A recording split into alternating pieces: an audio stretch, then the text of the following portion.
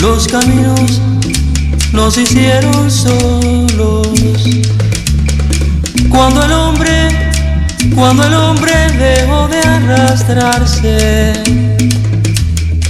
los caminos fueron a encontrarse. Cuando el hombre ya no estuvo solo.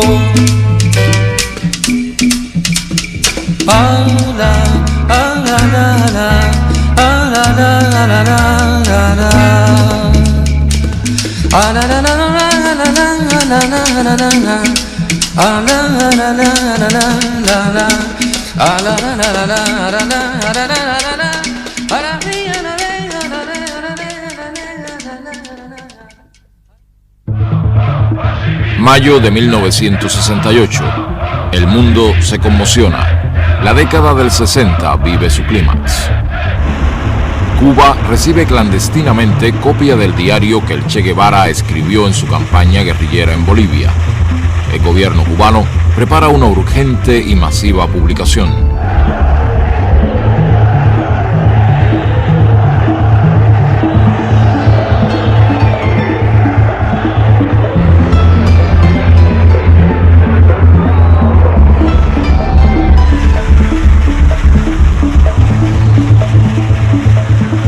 La Habana informa al mundo la edición del libro y su distribución gratuita en la isla.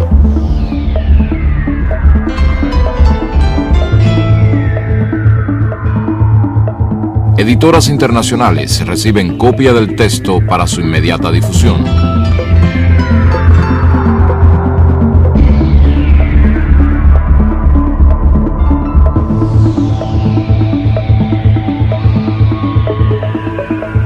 El diario permite conocer aún más la personalidad del Che.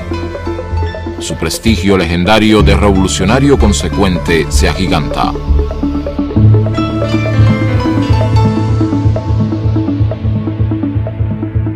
El 7 de octubre de 1967, último día de sus anotaciones, su columna guerrillera está reducida a solo 17 hombres y en una situación desesperada. Ese día, el Che escribe: Se cumplieron los 11 meses de nuestra iniciación guerrillera, sin complicaciones, bucólicamente. No había perdido su espíritu de lucha ni su aguda capacidad para la ironía. When the guerrilla outbreak came, we had already laid on a plan for a training program for what is now known as the 2nd Rangers. That would have happened possibly by the end of this year.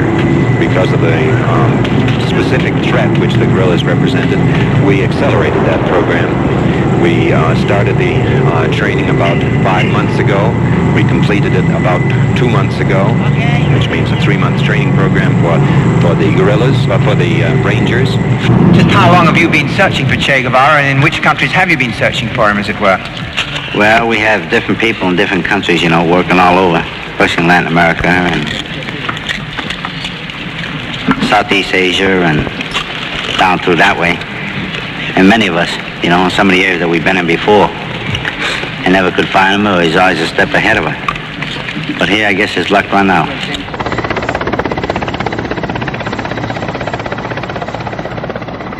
Al mediodía del 8 de octubre, en un lugar conocido como Quebrada del Yuro, en el oriente boliviano, libra su último combate. Inutilizado su fusil por un disparo y herido en una pierna, cae prisionero.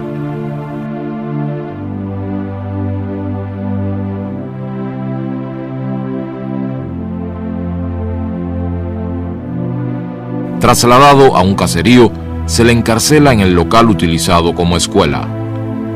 Al día siguiente llega la orden de la capital boliviana. Es asesinado.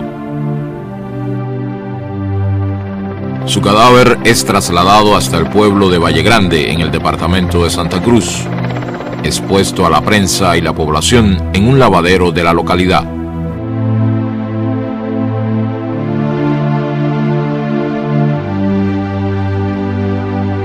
Ernesto Guevara de la Serna, conocido como el Che, entra en la historia para siempre.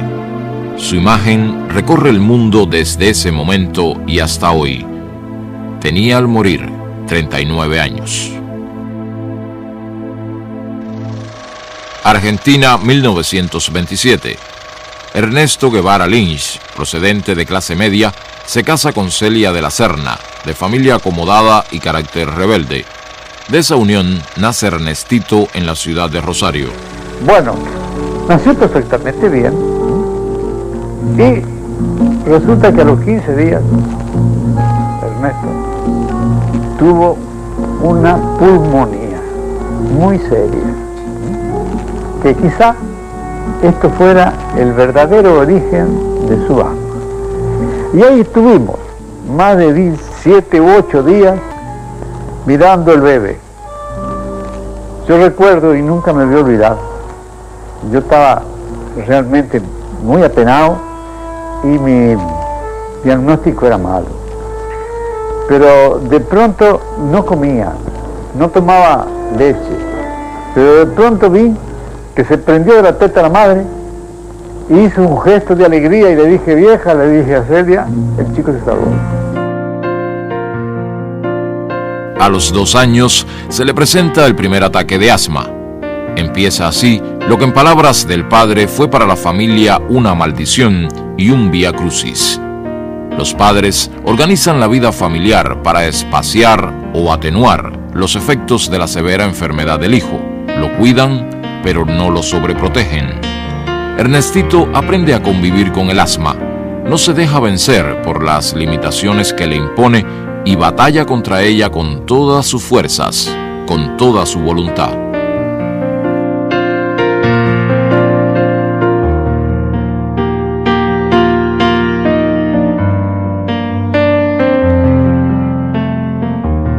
A los 10 años, el ambiente familiar lo pone en contacto con la Guerra Civil Española, despertando su curiosidad por el acontecimiento y su solidaridad infantil con la República. Yo en ese momento estaba en comunicación con los republicanos españoles. Allí en Altagracia fundé algunos comités de ayuda, y ahí es que Ernesto empieza a conocer el fondo de la guerrilla y de la guerra, ¿no? En el cuarto de Ernestito tenía todos los mapas españoles con banderillas de la guerra española.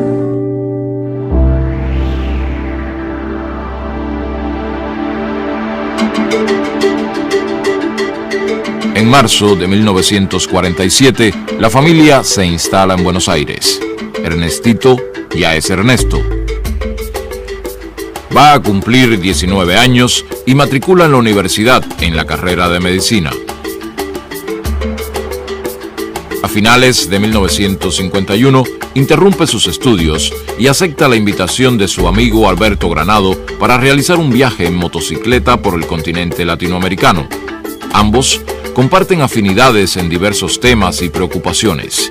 Los une también una inmensa curiosidad por la vida.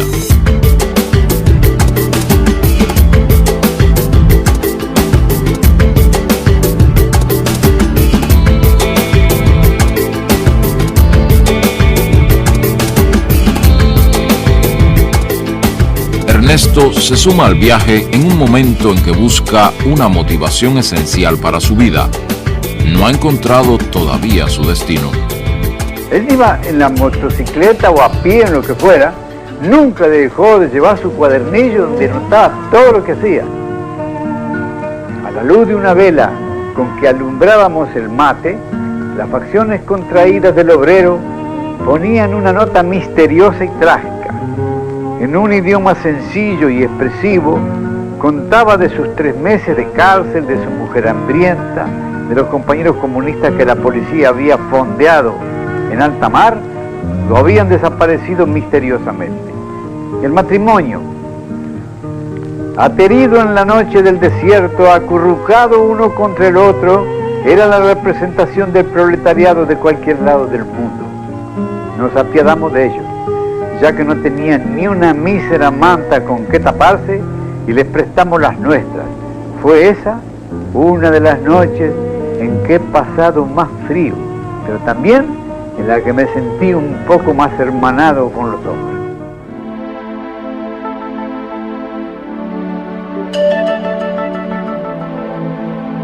Las condiciones de vida y trabajo de los mineros chilenos impresionan profundamente a Ernesto.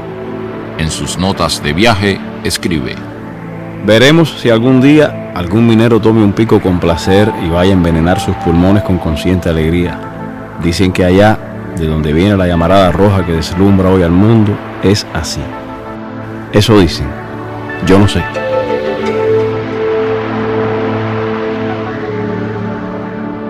La moto no resiste las inclemencias de sus conductores y debe ser abandonada en territorio chileno.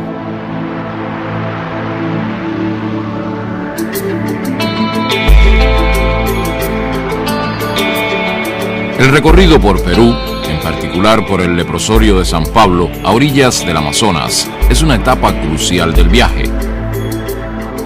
El doctor Hugo Peche, leprólogo, profesor universitario y militante comunista peruano, les apoya con una cálida colaboración profesional y humana.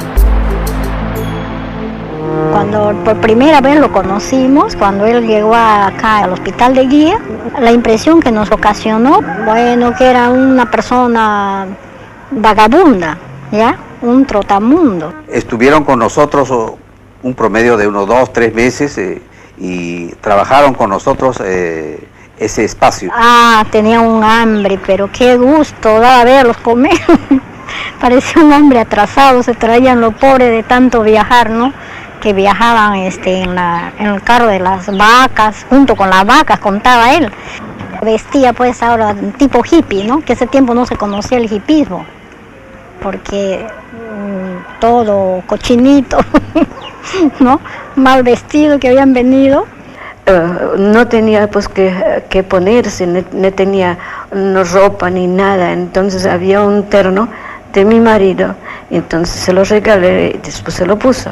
Creo que un factor aglutinante y además decisivo en esa vocación científica de todos los trabajadores de la lepra era la presencia y el ejemplo del doctor Hugo Peche, que yo considero una persona que tanto a mí como al Che, como al futuro Che, nos marcó para siempre en lo que debía ser un intelectual, un científico y un trabajador de la salud.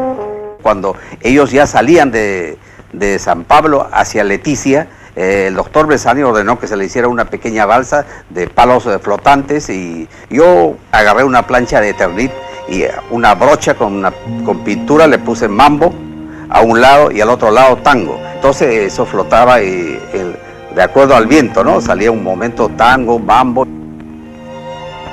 La despedida que estos enfermos nos hicieron al Che y a mí en San Pablo pasó de todo lo imaginable. Para mí es uno de los recuerdos más hermosos que tengo en mi vida, y tengo muchos recuerdos hermosos.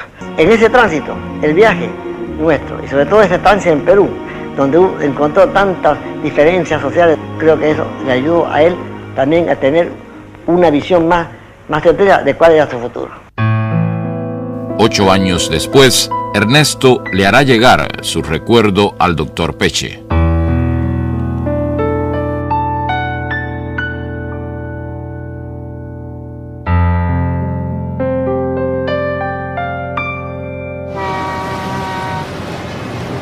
En agosto de 1952, Granado queda trabajando en Venezuela y Ernesto regresa a Buenos Aires a terminar sus estudios de medicina.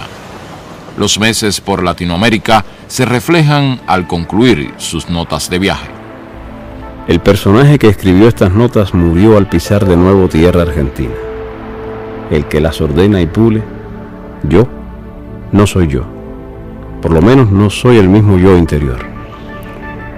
Ese vagar sin rumbo por nuestra mayúscula América me ha cambiado más de lo que creí.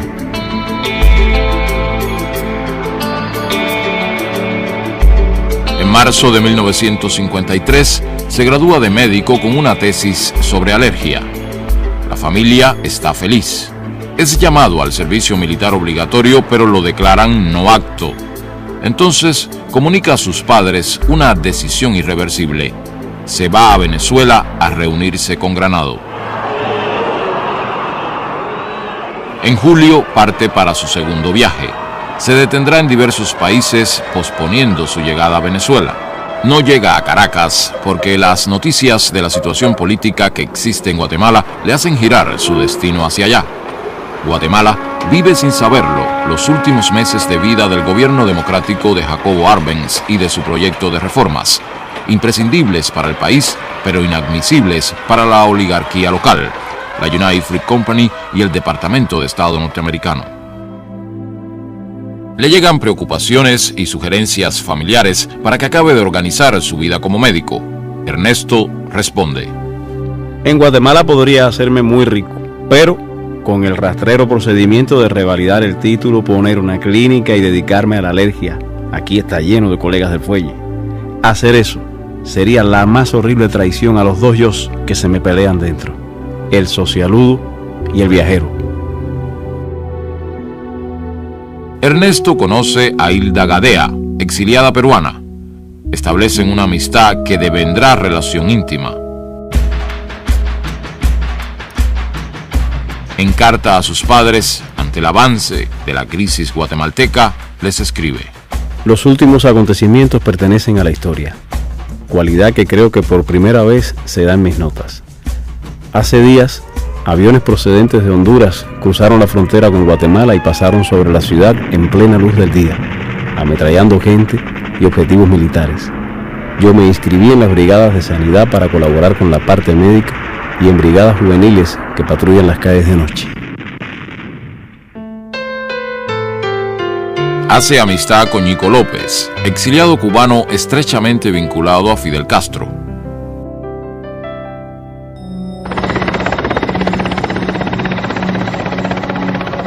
Finalmente, se produce el trágico desenlace que Ernesto resume así. En la noche del domingo 28 de junio, el presidente Arbenz hizo la insólita declaración de su renuncia. Denunció públicamente a la frutera y a Estados Unidos como los causantes directos de todos los bombardeos y ametrallamientos sobre la población civil. El presidente dijo que hacía esto llevado por su deseo de impedir que los norteamericanos llegaran a estas tierras como amos. Me dormí con un sentimiento de frustración frente a los hechos. El nuevo gobierno, encabezado por el coronel Castillo de Armas, desata una represión feroz. Ernesto se asila en la embajada argentina, pero rechaza regresar a su país en el avión que envía el gobierno del general Perón para repatriar a los exiliados. Partirá hacia México. En carta que envía a su madre, a poco de llegar a la capital mexicana, deja ver su estado de ánimo de aquellos días. En cuanto a la amargura que ves en mis últimas cartas, es probable que sea cierto. Pero yo no lo noto sino en cierto escepticismo frente a cosas en las que antes veía algo bueno. Mi más completa decepción es frente a algunas situaciones ni fu ni fa de las cuales creía que se podía sacar algo. Ahora me convencí terminantemente de que los términos medios no pueden significar otra cosa que la antesala de la traición. Mi confianza en el triunfo final de lo que creo es completa, pero ni siquiera sé si seré un actor o un espectador interesado en la acción.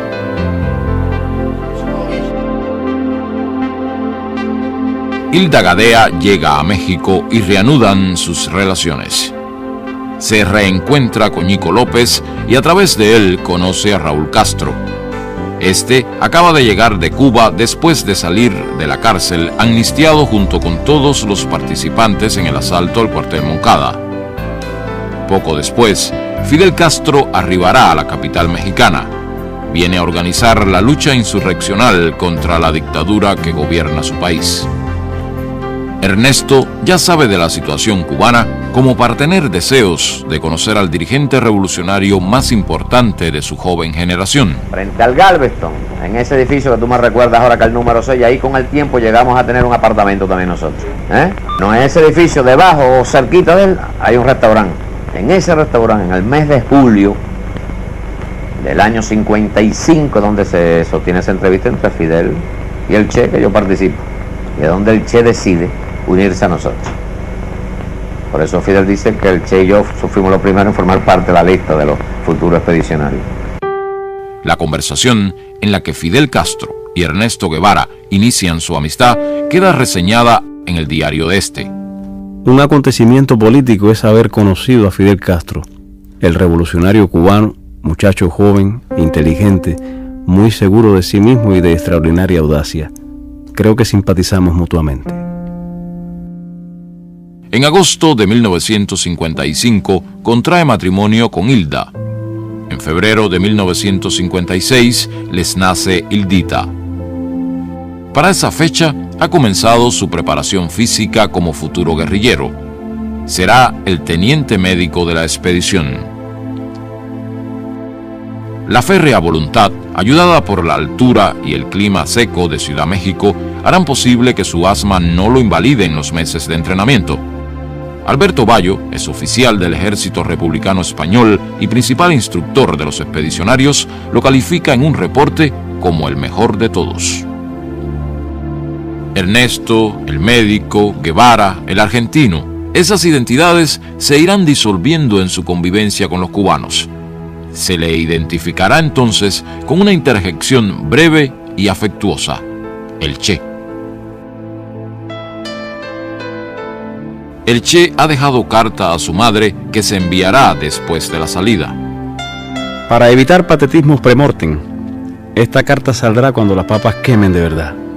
Y entonces sabrás que tu hijo, en un soleado país americano, se puteará a sí mismo por no haber estudiado algo de cirugía para ayudar a un herido. Y la lucha será de espaldas a la pared, como en los himnos, hasta vencer o morir. Te besa de nuevo, con todo el cariño de una despedida que se resiste a ser total. Tu hijo, el Che.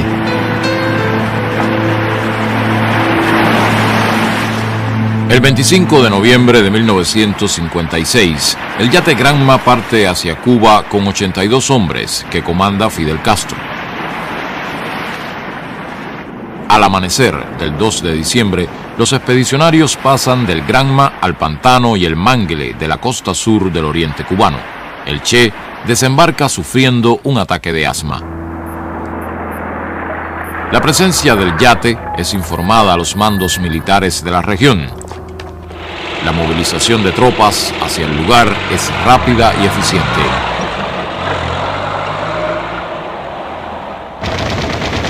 A los 3 días de agotadora marcha, los expedicionarios son sorprendidos y dispersados después de sufrir varias bajas.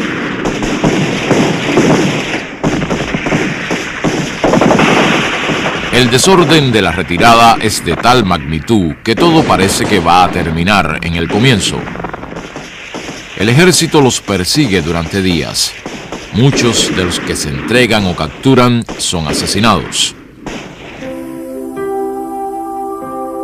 Después de 3 semanas de total incertidumbre, Fidel Castro reagrupa a una pequeña tropa con 7 fusiles y 12 hombres. El Che Guevara es uno de ellos.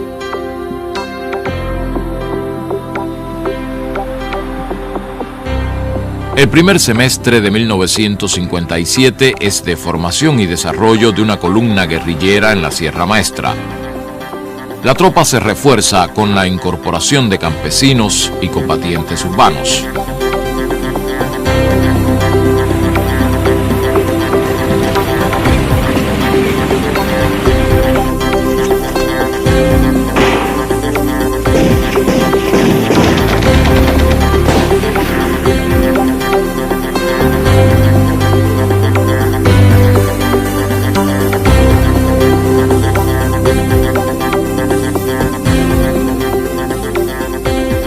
El Che está preparado psicológicamente para adaptarse a las más duras exigencias de la vida guerrillera, pero el asma se le presenta implacable.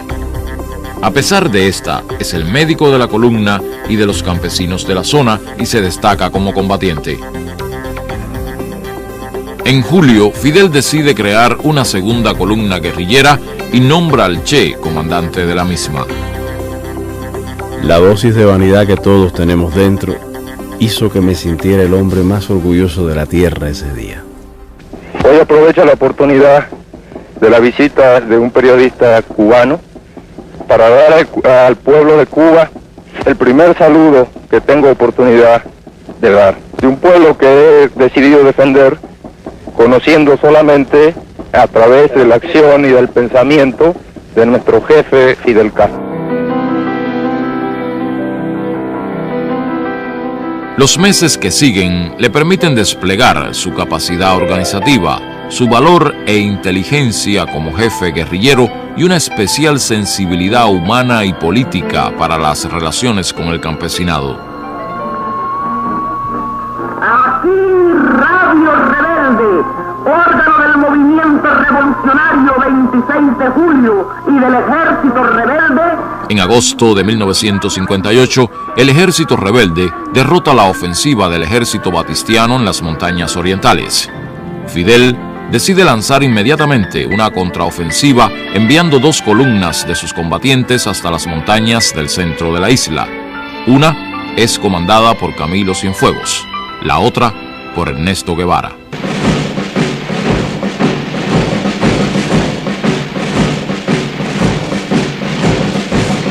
Avanzan por territorio llano, se internan en zonas bajas para evitar emboscadas o ser localizados por la aviación. Padecen hambre, sed, llagas y agotamiento hasta el límite de lo soportable. La columna recorre más de 600 kilómetros en 46 días. Antonio Maceo, columna 2, Antonio Maceo, desde el frente norte de las villas. Efectivamente, Camilo, aquí te copiamos 100%. A mediados de octubre ya están en el centro de la isla. Inmediatamente coordinan y unifican acciones con las organizaciones revolucionarias que actúan en la región. La autoridad política y militar del Che y Camilo es indiscutible. El prestigio nacional se torna leyenda. El Che encabeza en el centro del país la ofensiva final contra la dictadura. Comanda las tropas rebeldes que atacan Santa Clara, capital provincial, y a un tren blindado que transporta importante cargamento de armas para el ejército.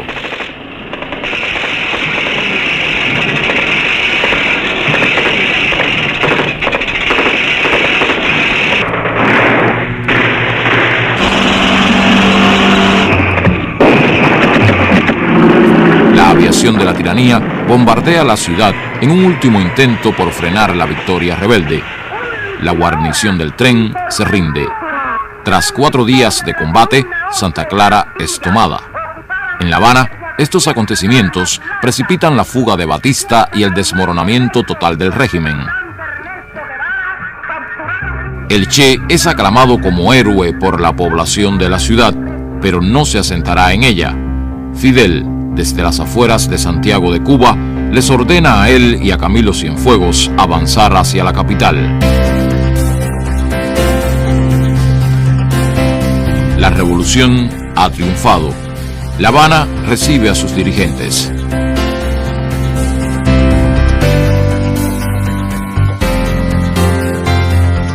Ernesto Guevara, que acaba de entrar por primera vez en la capital cubana, es uno de ellos.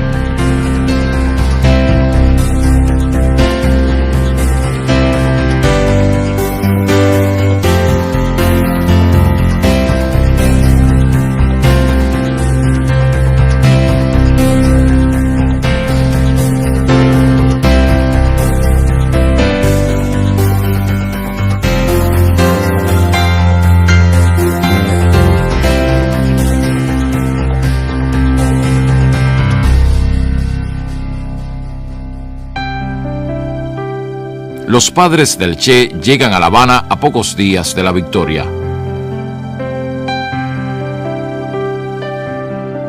La alegría del reencuentro es acompañada de un inmenso orgullo. Su hijo es ahora un héroe del pueblo cubano.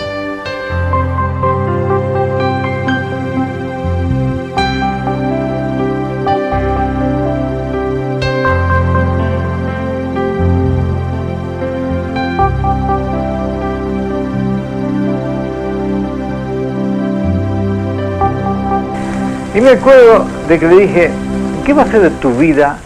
Le dije, ¿qué va a ser de tu vida como médico? Y se quedó pensando un momento y me dice, mira, me dice, como vos te llamás lo mismo que yo, pones un letrerito en la puerta de tu escritorio que diga Doctor Guevara, y entonces ya tenés derecho a empezar a destripar gente, ¿no?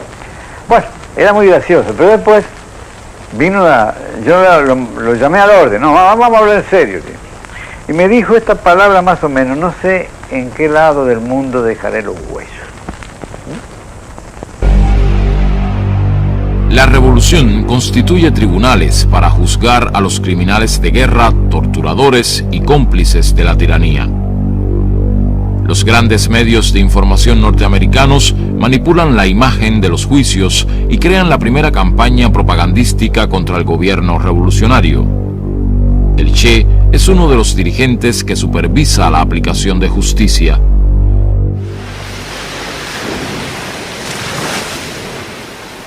A Cuba llegan su hija Hildita e Hilda. El matrimonio se da por terminado. Un acuerdo del Consejo de Ministros otorga la condición de ciudadano cubano de nacimiento a todo extranjero que haya luchado contra la tiranía de Batista durante 2 años o más y ejercido durante 1 el grado de comandante. Acuerdo redactado a su medida como reconocimiento y homenaje. El Che se casa con Aleida Marsh, combatiente que ha conocido en su campaña en la región central de Cuba.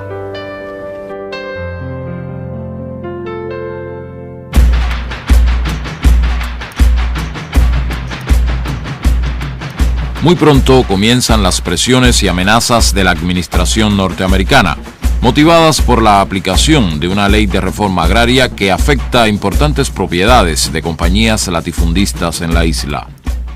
Ejerció distintos cargos, cada vez que hacía falta un hombre serio para un cargo importante, el Che se prestaba para ese trabajo. Se le nombró director del Banco Nacional, en un momento que aquellos técnicos, especialistas en banco, pero inconsistentes políticamente, abandonaron el país y se fueron, se le designó presidente del Banco Nacional. Después hicieron bromas y anécdotas, que si se había preguntado por un economista y el Che se ofreció, y si tú eres economista, yo no, yo soy comunista.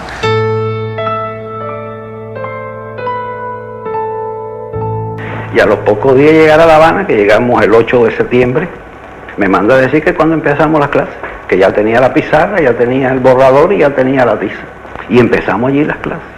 Y ahí duraron. Cuando él pasó al banco era más fácil, pues yo estaba en el banco con él también, así que era más fácil darle clases. Y después cuando él salió para industria seguimos las clases. Hasta un momento en que yo le dije, mira, ya yo te he dado todo lo que yo sé. Ya yo no sé más nada, no tengo más nada que dar. Fueron 5 años, ¿eh? 5 años sin fallar nunca. Él dejó de dar clases los días que no estaba en Cuba. El día que le dije que ya yo no tenía más nada que darle, me dice, bueno, dame programación lineal.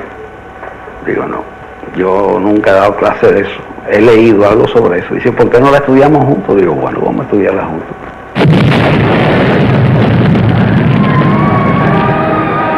A principios de 1960 se incrementan acciones terroristas para amedrentar a la revolución.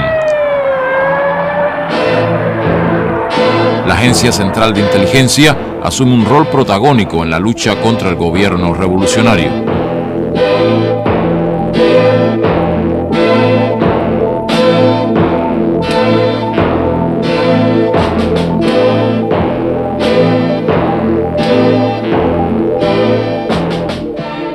Yo voy paneando mi cámara lentamente y en ese momento cuando vengo con el paneo aparece la imagen de Che, o sea, Che estaba situado pero en un segundo plano. La cara de él me impresionó tanto cuando yo la vi en el visor que te digo que lo que a mí nunca se me olvida es que instintivamente hice como una cosa así hacia atrás, ¿no? Me asustó, se te puede decir un poco, y al mismo tiempo asustarme apreté el obturador.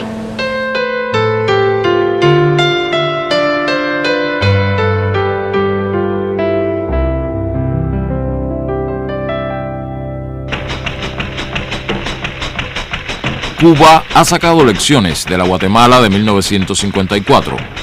Fracasan los planes de paralizar la isla con la aplicación de sanciones políticas y económicas. Se establecen relaciones comerciales con la Unión Soviética y demás países socialistas.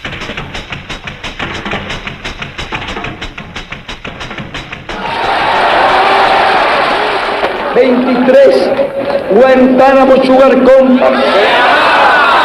24 United Fruit Company.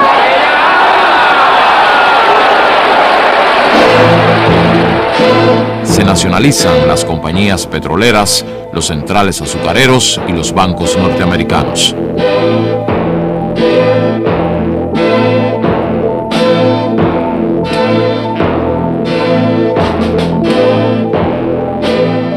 El gobierno norteamericano decide financiar y organizar con contrarrevolucionarios cubanos una invasión armada que ponga fin a la revolución.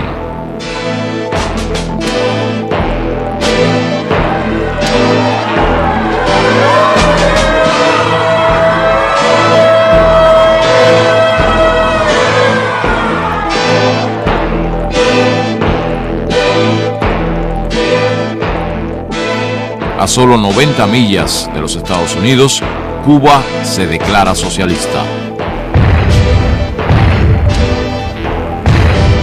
En abril de 1961 se produce la invasión. A las 72 horas es derrotada.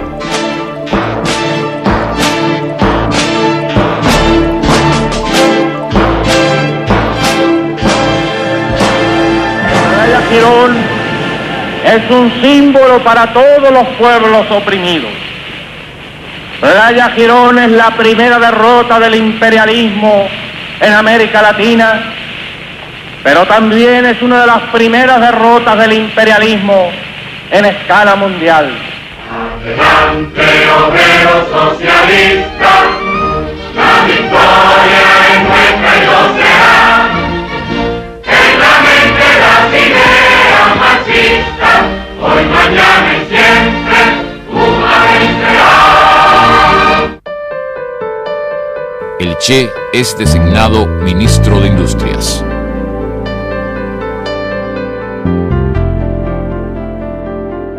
La nueva responsabilidad le exige conocer con urgencia qué existe y qué falta.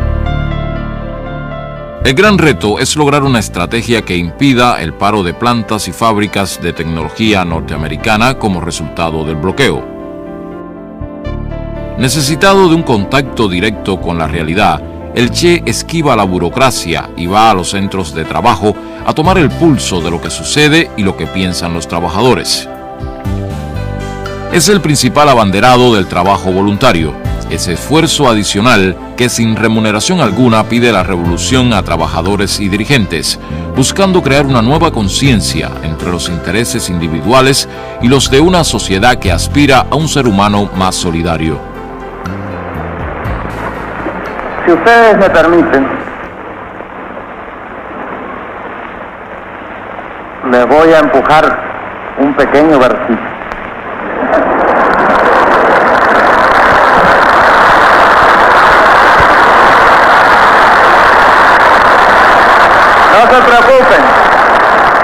No se preocupen, porque no es de mi propia inspiración, como dicen. Es un poema, nada más que unos párrafos de un poema de un hombre desesperado.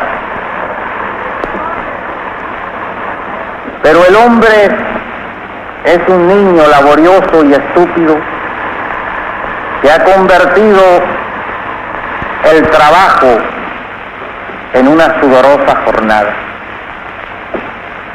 Convirtió el palo del tambor en una azada y en vez de tocar sobre la tierra una canción de júbilo,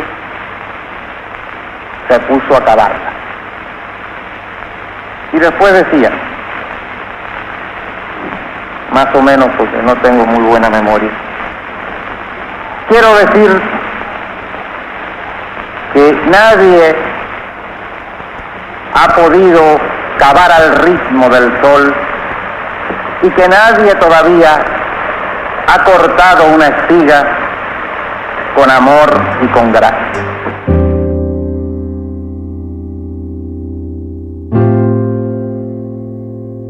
Si de joven escribía a su madre diciéndole que dentro de él se peleaban dos yos, el socialudo y el viajero, ahora pugnan el padre de familia y constructor de la experiencia cubana con el de combatiente por la liberación nacional y contra las injusticias sociales.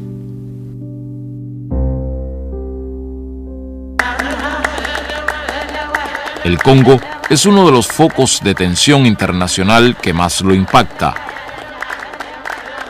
El primer ministro Patricio Lumumba es víctima de un plan secesionista estimulado por intereses neocoloniales y la administración norteamericana. Confiado en la imparcialidad de las Naciones Unidas, solicita su intervención. Tras el manto de esa organización, se consuma la traición y la división del país.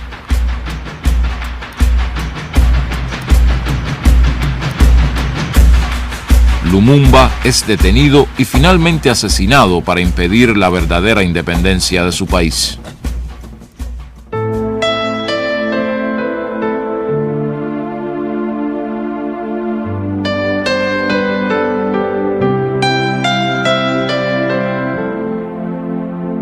En sus años en Cuba, el Che es embajador de misiones especiales, expositor y defensor lúcido de la revolución en foros internacionales y en reuniones con jefes de Estado y personalidades de su tiempo.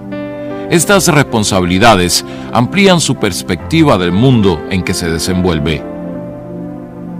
El Che reflexiona sobre los antecedentes y la experiencia práctica de los países socialistas. Recorre un arduo camino de aprendizaje. Tiene inquietudes, se hace preguntas. Nous avons copié mécaniquement les expériences des pays frères et ce fait a constitué une erreur, pas de plus grave, mais une erreur qui a freiné le développement et a contribué dangereusement à l'un des phénomènes qui doit être combattu avec le plus de vigueur au cours de la révolution socialiste, le bureaucratisme. Abierto a la realidad, ajeno a aceptar verdades cerradas y eternas, comienza a escribir un libro sobre economía política socialista. En su introducción expresa: creemos importante la tarea, porque la investigación marxista en el campo de la economía está marchando por peligrosos derroteros. Al dogmatismo intransigente de la época de Stalin ha sucedido un pragmatismo inconsistente. Y, lo que es trágico, esto no se refiere solo a un campo determinado de la ciencia, sucede en todos los aspectos de la vida de los pueblos socialistas, creando perturbaciones ya enormemente dañinas, pero cuyos resultados finales son incalculables. Y nuestra posición es una. Somos partidarios de que se le dé a Vietnam toda la ayuda que sea necesaria. Somos partidarios de que esa ayuda sea en armas y en hombres. Somos partidarios de que el campo socialista corra los riesgos que sean necesarios por Vietnam. Patria o muerte, el derecho.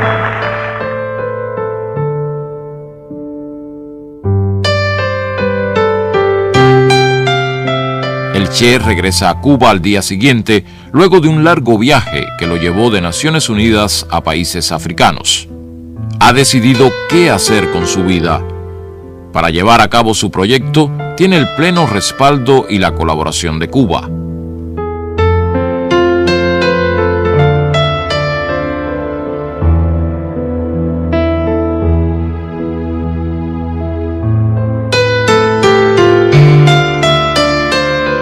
Escribe una carta de despedida a Fidel que será dada a conocer cuando las circunstancias obliguen. A principios de abril parte en secreto de Cuba. Su destino es el Congo. Llega allí a través de Tanzania, cruzando el lago Tanganica. La presencia de mercenarios europeos le es imprescindible al gobierno congolés para sostenerse, haciendo innecesaria la intervención directa de tropas norteamericanas.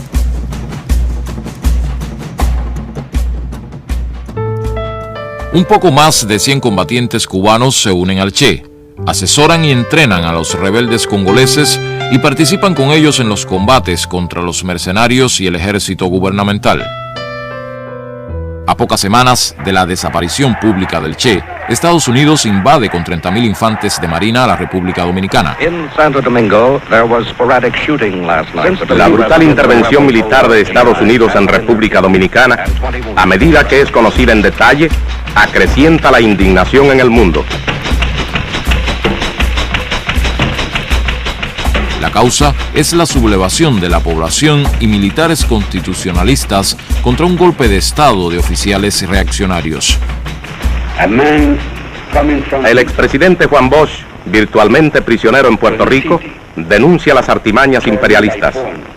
No importa que las fuerzas militares que invaden a la República Dominicana sean de la OEA o de Estados Unidos. Ellas son fuerzas militares invasoras.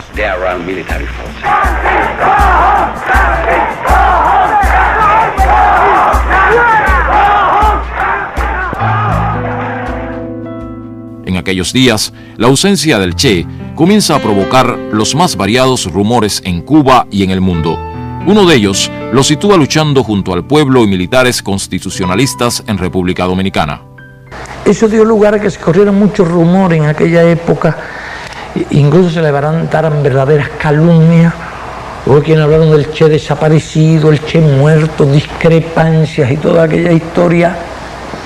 Y nosotros soportamos aquel chaparrón de rumores y de intrigas simplemente para no arriesgar la misión que él quería cumplir y el personal con que él quería ir allá. En los días de su campaña en el Congo, recibe la noticia de la muerte de su madre. Profundamente conmovido, la evoca. Solo sé que tengo una necesidad física de que aparezca mi madre. Y yo recline mi cabeza en su regazo magro y ella me diga, mi viejo, con una ternura seca y plena, y sentir en el pelo su mano desmañada, acariciándome a saltos, como un muñeco de cuerda, como si la ternura le saliera por los ojos y la voz.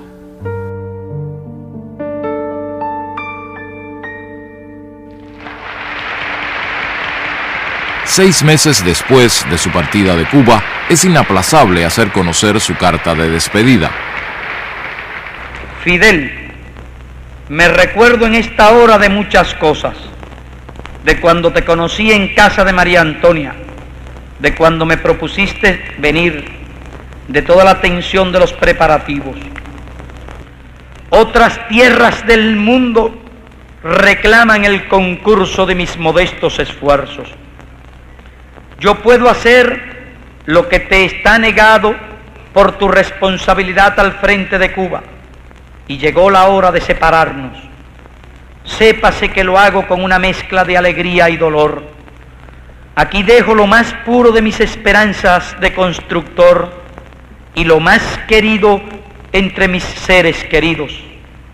En los nuevos campos de batalla llevaré la fe que me inculcaste, el espíritu revolucionario de mi pueblo, la sensación de cumplir con el más sagrado de los deberes, luchar contra el imperialismo donde quiera que esté.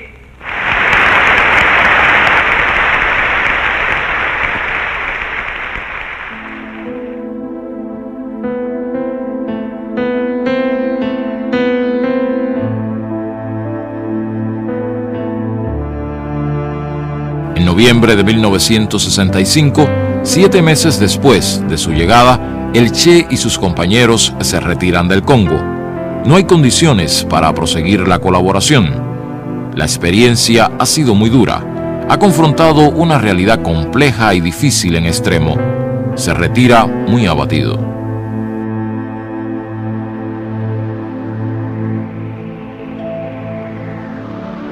En Praga pasa balance a lo ocurrido. Lo valora severamente, calificándolo como un fracaso.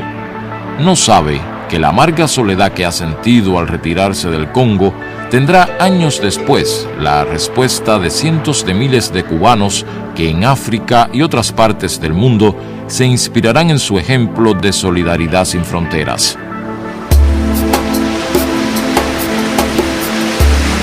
vuelve a Cuba en secreto para los preparativos de su próximo desafío. La impaciencia lo aguijonea, la del momento que se vive y la de sus años.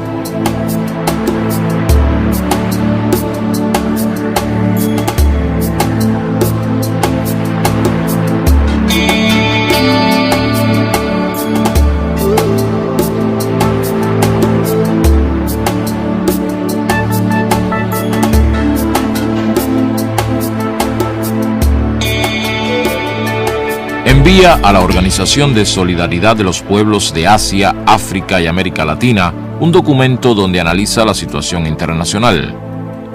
La agresión norteamericana a Vietnam continúa y se incrementa. La guerra de insultos en la división del campo socialista continúa y se incrementa. Pero la esperanza de cambiar el mundo, de hacerlo más libre, más igualitario y más justo, también continúa.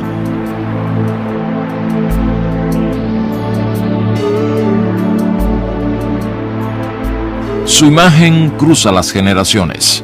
No han podido fatigarla pese a todo lo ocurrido en el mundo, porque él fue mucho más inmenso en su ejemplo que su proyecto frustrado, en el que dejó una lección de coherencia en la vida y ante la muerte.